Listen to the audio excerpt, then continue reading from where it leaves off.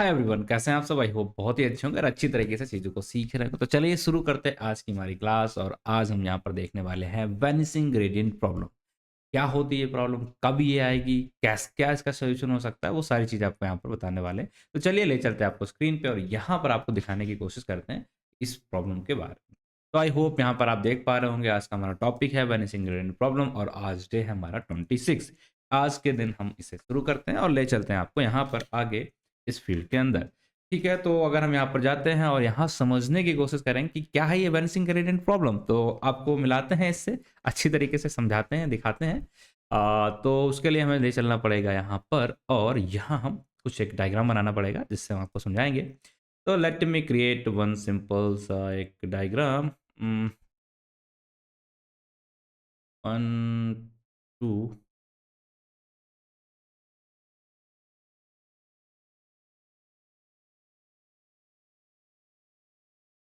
3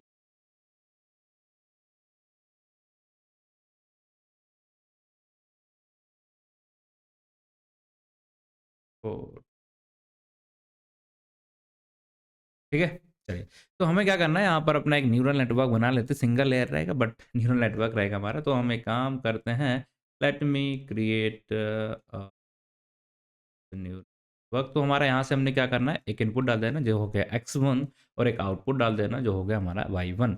अब इसके बीच में हमारे दो चीज़ें होते हैं, एक तो वाइस होते हैं और एक वेट्स। ठीक है, तो ये हो गया v1, this is v2, this is v3, then this is v4 and v5। ठीक है, पांचों चीज़ हमने डाल दी। अब इन सब पे वेट क्या रहेंगे भैया, वेट भी डाल लेते, लाइक ये हो गया w1, ये 2, this is 3, this is 4 and यहाँ पर हमारा आ जाएगा 5। तो सिंपल सा हमारा न्यूरल नेटवर्क आ गया।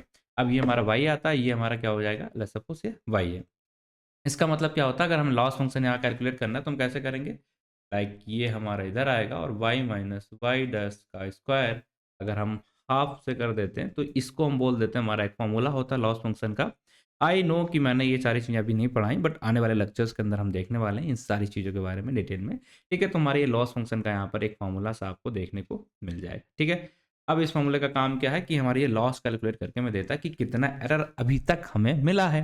ठीक है, अब यहाँ पर हम समझाने वाले हैं वैनिशिंग ग्रेडियंट प्रॉब्लम। तो पहली चीज़ जो आपको इसके बारे में समझनी वो ये है कि अगर हमारे ये लॉस लेस सपोज हम चाहते थे कि 1 आए बट हमारा एक्चुअल वैल्यू आई है 0.89, तो यहाँ पर आपको देखने को मिल जाएगा अप्रॉक्स 0.10 के आसपास हमारा यहाँ पर लॉस क्रिएट हो रहा है। तो इसको हम क्या करने की कोशिश करेंगे, रिड्यूस। आई होप नहीं देख पा रहा होगा ना, हाँ चलिए। तो हम इसको क्या करने की कोशिश करते हैं, रिड्यूस करने की कोशिश करेंगे। अब ये रिड्यूस अगर हम कर रहे हैं तो हमें पता है क्या करना पड़ता है, हमें वेट अपडेट फॉर्मूले के ऊपर जाना पड़ता है। मतलब सेकंड स्टेप आपको ध्यान रखना है कि W of new is equal to weight of old minus learning rate W of L minus weight of new. ठीक है, वो सॉरी ओल्ड यहाँ पर हो जाएगा, ये हमारा यहाँ पर फॉर्मूला हो गया। अब इस फॉर्मूले के अंदर हमें क्या करना है, हमें पता है इसके अंदर हम क्या करते हैं, हम इसका यूज़ इसलिए करते हैं ताकि हम जो हमारे वेट्स हैं इनको अपडेट कर पाएँ। जब हम वेट को अपडेट करेंगे तो हमारा लॉस अपडेट हो जाएगा और हमारी एरर जो है वो थोड़ी-थोड़ी करके कम हो जाएगी। ठीक है, बस यही हमारा पर्पस होता है इस फॉर्मूले को यूज़ करने का। बट आपको मैं दिखाता हूँ, अगर हम इसका अपडेशन के लिए बैक प्रोपगेशन इसके लिए लिखते हैं तो कुछ इस तरीके से इक्वेशन आएगी हमारी। लाइक वाई के लिए अगर मैं लिखता हूँ यहाँ पर कि loss function that we are creating with respect to weight of new, इसके रिस्पेक्ट में अगर हम क्रिएट कर रहे हैं तो हमारा किस तरीके से बनने वाला है। तो हमें पता है ये कैसे बनता है, कैसी चीज़ें इसकी कैलकुलेट होती हैं। आई वेरी मच दैट हमने लास्ट क्लास में सारी चीज़ें देखी कि अगर हम इसकी बात करते हैं, लेट्स सपोज हम यहाँ पर एल एल इस पे डिपेंड करेगा, ये हमारा इस वेट पे डिपेंड करेगा, ये वेट इस पे डिपेंड करेगा, ये इस पे डिपेंड करेगा, ये इस पे डिपेंड करेगा एंड ये इस पे डिपेंड करेगा। तो चैन सी बन जाती। तो उसी चैन को हमने बोला था, लास्ट में देखा था कि भैया हमारी चैन का नाम क्या था, लॉस फंक्शन। तो हम यहाँ पर अभी हमने लॉस किसको देखा, तुमने किया डेल ऑफ एल और ये किस पे डिपेंड कर रहा है, लेट्स सपोज वाई, और ये वाई किस पे डिपेंड कर रहा है, ये हमारा वेट पे डिपेंड करेगा, वेट नंबर लेट्स सपोज 5। अब ये वेट नंबर 5 किस पे डिपेंड करेगा, हमारा वेट नंबर हाँ D by D x of, ये 4 पे डिपेंड करेगा और ये 4 किस पे डिपेंड करेगा, ये डिपेंड करेगा 3 पे। अब ये 3 किस पे डिपेंड करेगा, ये करेगा हमारा डब्ल्यू 2 पे। अब ये 2 किस पे डिपेंड करेगा पे। तो यहाँ पर आप देख पा रहे हैं क्या, ये प्रॉपर सी हमारी एक चैन आपको देखने को मिल गई जिसमें ये सारी चीज़ें आपस में कनेक्टेड है। ठीक है, अब आपको यहाँ पर एक चीज़ और पता होनी चाहिए कि जब भी हम ये फंक्शंस या फॉर्मूला या जो भी चीज़ें यहाँ पर अप्लाई करते हैं उस एप्लीकेशन के टाइम पे हमें क्या करना होता है, एक चीज़ का हमें ध्यान रखना होता है कि हम एक्टिवेशन फंक्शंस यहाँ पर यूज़ करते हैं। अब आ जाता है यहाँ पर सबसे इम्पोर्टेंट चीज़, और कहानी का रियल हीरो यहाँ पर आ चुका है, एक्टिवेशन फंक्शन। अभी तक मैंने आपको एक ही एक्टिवेशन फंक्शन बताया था स्टेप वाला, बट एक और होता है हमारा जिसे हम बोलते हैं क्या, एक नहीं ऐसे बहुत सारे होते हैं, 1 प्लस ई की पावर माइनस एक्स। इसे क्या बोल देते हैं हम, इसे बोल देते हैं हम सिग्मॉइड एक्टिवेशन फंक्शन। अब सिग्मॉइड एक्टिवेशन फंक्शन में खास चीज़ क्या होती है कि अगर आप इसका ग्राफ बनाएंगे तो आपको कुछ इस तरीके से उसका ग्राफ आपको देखने को मिल जाएगा। ये कच का ग्राफ हो गया, ठीक है। ये अब इसकी वैल्यू क्या है, सॉरी, ये अगर आप इसका ग्राफ बनाएंगे तो ये कुछ ऐसा, ठीक है, उसे आप देख लीजिएगा। कुछ ऐसा हमारा इसका ग्राफ ये कुछ इस तरीके से हो जाता है। अगर हम इसकी रेंज की बात करते हैं कि इसके आंसर कहाँ तक आते हैं, तो वो हमारी लिमिट्स की वजह से थोड़ा कम रहते हैं। मतलब तो मतलब बस इतना हुआ कि अगर हम इसकी रेंज पता करें कि इसका आंसर किस तरीके से आता है, कहाँ पर कैसे आएगा, तो इसका आंसर या तो 0 आएगा या हमारा आ जाएगा 1। तो 0 कब आता है, जब हमारी 0.1 से वैल्यू 0.5 से वैल्यू कम होगी। 1 कब आता है, जब 0.5 से वैल्यू हमारी ज़्यादा होगी, लाइक 0.5 से बड़ा है तो आंसर आ जाएगा 1, और अगर 0.5 से छोटा है तो आंसर आ जाएगा 0। बेसिकली ये रहता है। बट अगर हम इसको डिफरेंशिएट करेंगे, ठीक है, जब भी हम बात करते हैं डिफरेंशिएशन में, तो उसका रेंज हमारा 0.5 से भी घट के कहाँ आ जाएगा, 0.25। मतलब ये बहुत ही एक छोटी सी वैल्यू हमारी आ जाती।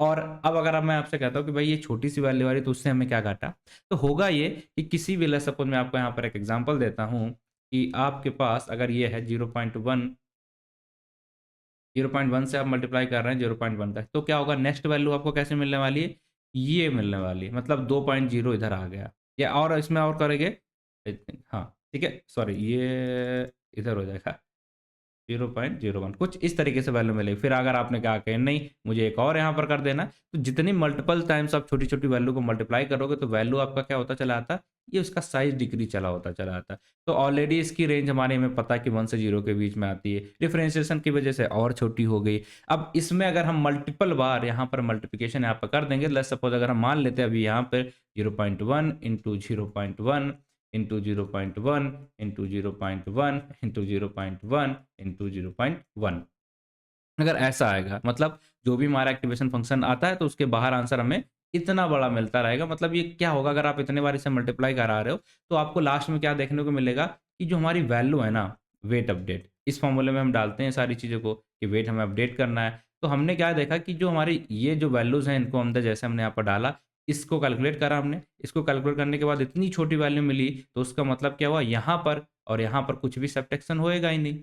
अब जब यहाँ पर सब्ट्रैक्शन नहीं हो रहा तो उसका मतलब क्या, वेट हमारा चेंज ही नहीं हो रहा। तो हुआ क्या कि अगर हम बहुत इसे यूज़ करते हैं तो ये वैल्यू इतनी स्मॉल बन जाती है, वैल्यू क्या हो जाएगी, बहुत ही स्मॉलर बन जाएगी, वैल्यू बिकम स्मॉल। और अगर ये इतनी स्मॉल हो गई तो उससे क्या होगा, इफेक्ट पड़ना ही बंद हो जाएगा, इफेक्ट डिक्रीजेस। क्या इफेक्ट डिक्रीज हो जाए कि जो हमारा वेट अपडेट फॉर्मूला में हम यहाँ पर चेंज कर रहे थे, लाइक इस तरीके से, weight of old minus learning rate, ये del of weight of old, ये हम जो कर रहे थे ना, अब ये हमारा पॉसिबल नहीं हो पाएगा। मतलब ये हुआ कि अब ये जो वैल्यू है ओल्ड वाली जो हमारी चेंज हो रही थी इतनी छोटी है कि अब ये ओल्ड माइनस से अगर हम इसमें कुछ करते हैं तो कोई आंसर ही नहीं आता, ठीक है, ये जीरो चेंजेस आ रहे हैं। तो हम अपडेट क्यों करते हैं, ताकि हम वेट को थोड़ा सा घटाएं बढ़ाएं, ठीक है। बट अब ये हो ही नहीं पा रहा, तो उससे हो क्या रहा है, एक्चुअली हो ये रहा है कि जो हमारा न्यू वेट था, ठीक है, ये वाला, ये इज इक्वल टू होने लग जाता है वेट ऑफ ओल्ड।